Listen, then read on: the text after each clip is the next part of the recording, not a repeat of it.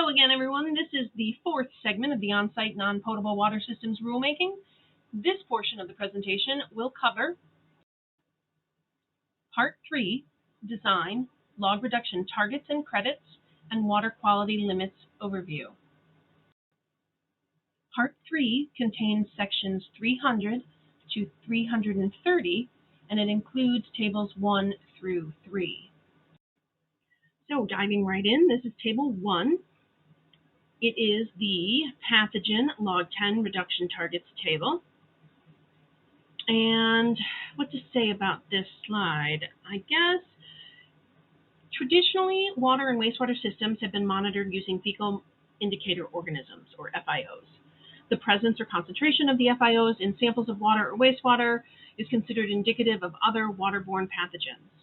FIOs have been useful because they are expected to be present in water contaminated with fecal waste.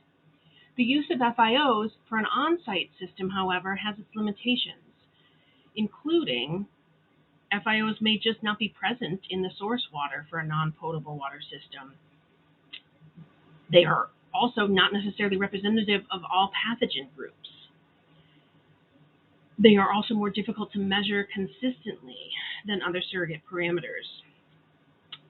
So, given that, the National Blue Ribbon Commission, which is the model and the basis for this rule, they used quantitative microbial risk assessments, or QMRAs, to derive the pathogen reduction targets used in the model. QMRA is a scientific approach to estimate the potential human health risks associated with exposure to microbial hazards, things like human pathogenic viruses, bacteria, and protozoa. So the use of risk-based pathogen reduction targets is an attempt to achieve a specific level of health protection for consumers that just isn't possible with the use of FIO monitoring. So you may notice that these LRTs are specific to the source water being treated, and they do not change based on the end use. This ensures that if a purveyor adds new end uses for the treated non-potable water, that treated non-potable water remains perfectly safe for the users, regardless of what the end use is. So that being said, I do also want to note here that the model log reduction targets are currently under review by the National Blue Ribbon Commission, and they may be updating these in the coming months. Until then, we're going to continue to use these, but I do want folks to be prepared for possible changes to these LRTs in the not so distant future.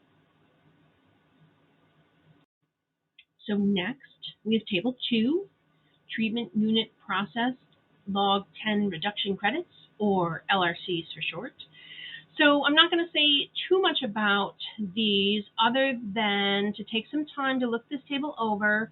And please do note that these are the maximum allowable log 10 reduction credits, and that each treatment unit process has treatment-specific information requirements for the engineering report and examples of continuous monitoring surrogate parameters. All right, next we have Table 3, Water Quality Limits. This is a table with additional parameters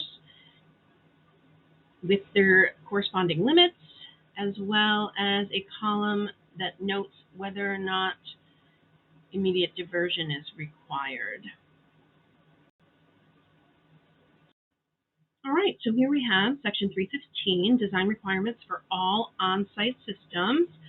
There's quite a few. I'm not going to read through them all, but do note there are requirements for diversion and overflow, automatic shutdown, flow meters, free chlorine residual, water quality sample taps, and continuous monitoring.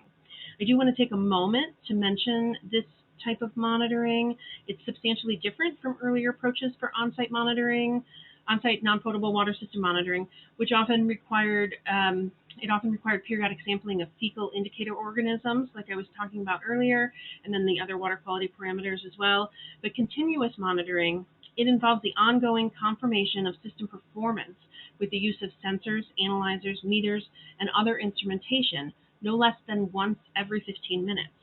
It's used to determine if a treatment system is operating within the design specifications and if all systems are functional. So next, we have design requirements based on source water. So any system that's treating black water and gray water must be designed to include filtration, as well as biological treatment resulting in stabilized, non-putrescible, non-potable water that contains dissolved oxygen. Roof runoff and storm water being treated by an ONWS must include a first flush diverter or debris excluder. And lastly, an ONWS using AC condensate must address corrosivity of the treated non-potable water on end-use plumbing and fixtures. Next, we have design requirements based on use, irrigation. So all on-site non-potable water systems treating non-potable water for irrigation must include design features so that the treated non-potable water does not leave the approved irrigation area as spray or surface flow or as runoff, including when the soils are saturated. It also may not enter a dwelling or food handling facility or contact a drinking water fountain without a shielding device.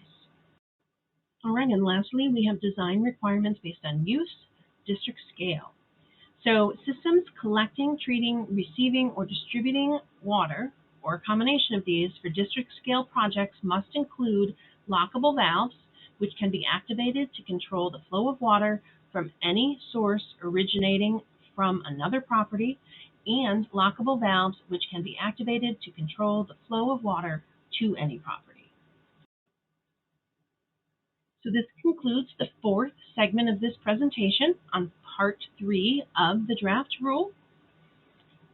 I do hope it was helpful, but I suspect you'll still have some questions and need some clarification. So again, please look for the upcoming virtual Q&A sessions where anyone can join and ask us questions about the draft rule. We'd love to have you join us.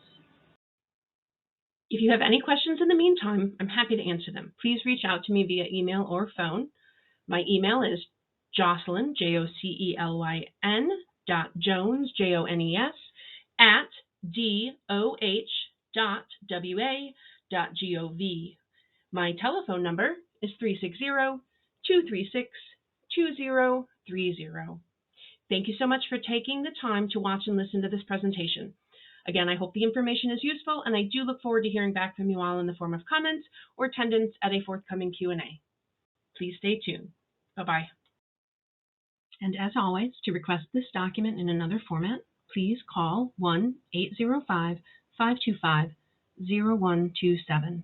Deaf or hard of hearing customers, please call 711 for Washington Relay or email civil.rights@doh.wa.gov.